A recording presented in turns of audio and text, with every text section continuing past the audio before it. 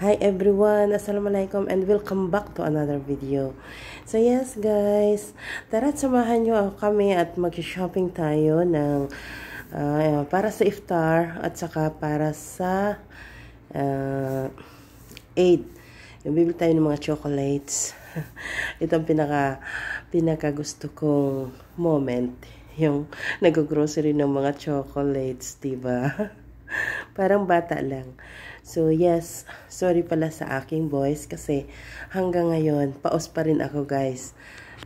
Kumbaga hindi pa naman talaga ako totally okay. Pero syempre kailangan natin ng marami tayong gagawin ngayon mag-e-ed. Ito sinama ko nga si yung mga kids kasi para kami, mag-grocery. Sabi pa nga ng hubby ko, ang tagal na ng paus ka pa hanggang ngayon kasi diba nagkaroon ako ng cold and flu. So, hindi naman ako guys umiinom ng mga antibiotics kasi minsan may allergy ako saka diba maraming naman yan, mga side effects. So, parang ayaw ko ng mga ganong gamot. So, umiinom lang talaga ako ng mga halos herbal at saka tea. So, ayun lang. Kaya medyo natagalan. Pero okay naman. Paus nga lang talaga. So, ito nga. Samahan nyo na lang kami. Kasi natutuwa ako dito sa mga chocolates. Alam nyo guys, para din naman akong bata eh. Mahilig pa rin ako sa chocolates. At itong pinaka masayang moment sa akin pag Ramadan, yung nagsha-shopping ng mga chocolates for Eid. So, yes. Ito nga. Sabi pa nga pala ng hubby, sabi niya, ano ka ba? Malnourished ka ba? Kasi bakit hindi ka nalang gumagaling? Kasi nga daw guys, ako diba? Hindi dapat ako mahawaan. Kasi talagang hirap ako, matagal gumaling ang ko, yung ubo, ganon, at saka, yun nga. Kaya palaging sabi ng hubby ko, pag lalabas ka lagi kang mag-mask talaga. Kasi para hindi ka mahawaan. Kasi mahina ka. Sabi ko, kulang na lang sabihin mo na malnourished yung wife mo, diba? Kaya ko tawa ng tawa eh. Tapos sabi niya, totoo naman mahina ka, sabi niya. So, sabi ko, sige na nga, ikaw na ang panalo. Kasi, mahirap makipag-argue sa kanya. Kasi ako naman matigas ang ulo ko. Sa totoo lang, nahawaan lang ako kasi nung nandoon kami sa masjid, yung katabi ko, panay yung isnis niya guys. So, pagdating ko sa bahay, ako na rin yung merong sipon. So, tama din siya, nahawaan talaga ako doon kasi hindi nga ako nagmask. Siyempre, nagpe-pray ka, ganon. Ayoko naman na mag-mask na naka-pray. Pwede naman ngayon na At least, sabi ko, wala naman, gagaling din naman ako Paus nga lang ang natitira. At saka kung minsan, siyempre, masakit din sa ulo. Kung inuubo tayo, diba? Ito nga pala, oo, magsawa kayo dito sa yaw-yaw ko guys. Kasi, ito ipapakita ko sa inyo yung mga dito. Oo, dito to sa Hindi ko na lang babanggitin kasi hindi naman sponsor yan Pero magaganda yung mga dito, yung mga items nila, yung mga damit, lalo na pang boys. Alam nyo naman.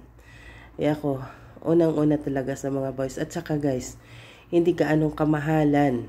Oo. Yung kaya din ng bulsa natin.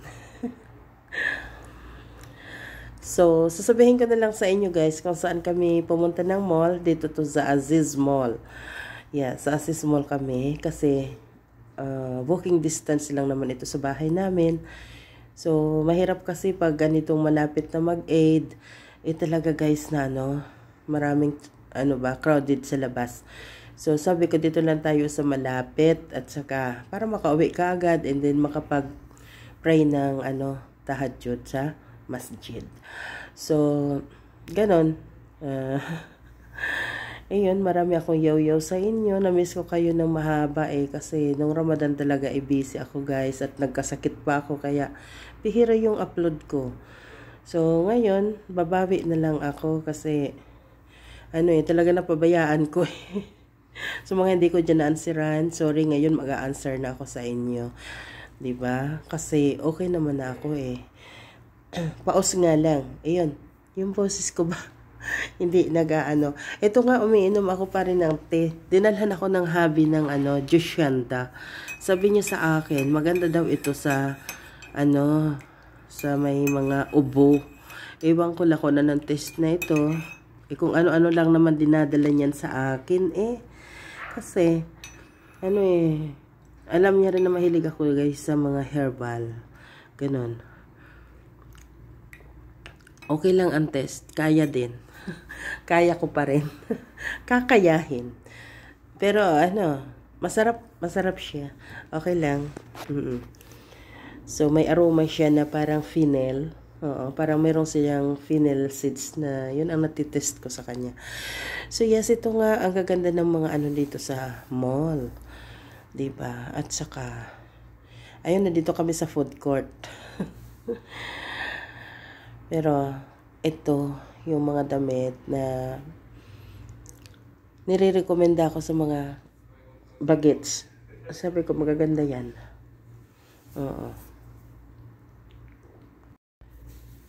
Ito. Gaganda ng bag nila, di ba? Cute. So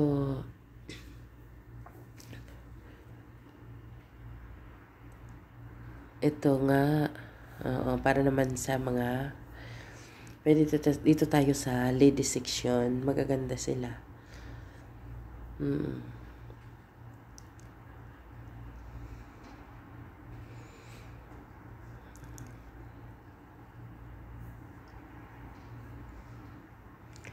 Nakakapagod. Nakakapagod din ang Ramadan, di ba? So ito nga, sabi ni girl, kakain daw siya, gutom daw. Ako naman, mahina mapait yung panlasa ko hanggang ngayon. So sabi ko, sige, try natin to kung masarap ba. Okay naman ang test niya. Kaya lang, hindi ko nagustuhan guys yung rice. Parang iba yung iba yung aroma ng rice. Yun ang hindi ko nagustuhan. Pero yung chicken nila, yung parang sabi nila sate. Sate daw ito. 'Di ba sate Indonesian yun, barbecue. So ito naman parang sate casserole yata yung tawag niya dito. Hindi ko parang parang ganun ba. Masyado nga lang matamis. Masyado siyang matamis. Itatry ko din naman, magluluto din ako sa bahay. Then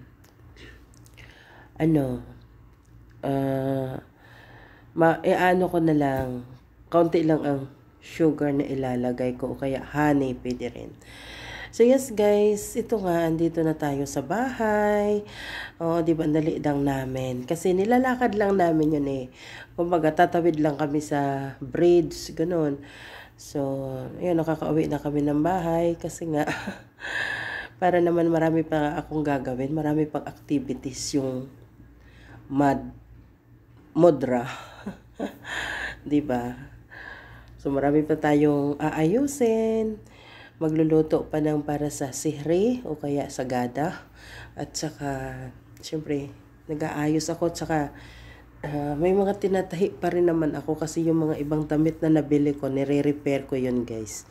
Kasi, gano'n naman ako Gano'n naman tayo pag mananahe, diba? O sige guys, dito na lang. Bye-bye. Ingat po kayo. Take care. Okay.